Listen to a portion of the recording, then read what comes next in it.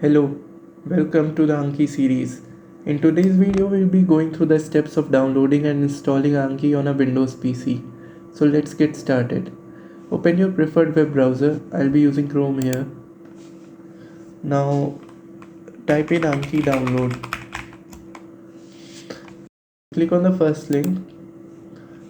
Now move down and select the Qt6 version, which would be the most common version for PCs nowadays. The Qt5 version was an older version, but right now Qt6 would be the most preferable one. We'll wait for the download to complete. Shouldn't take much long.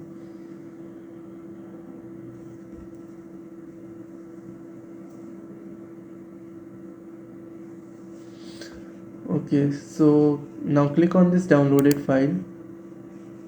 This will open up the installer. Click on this install button. The installation process will take a couple of minutes.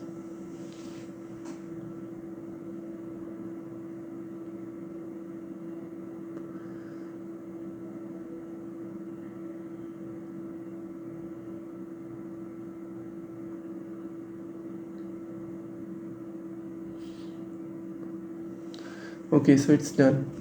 Now click on the close button. Double click on the desktop icon to launch Anki. You'll be greeted with this interface. Right now it's totally empty.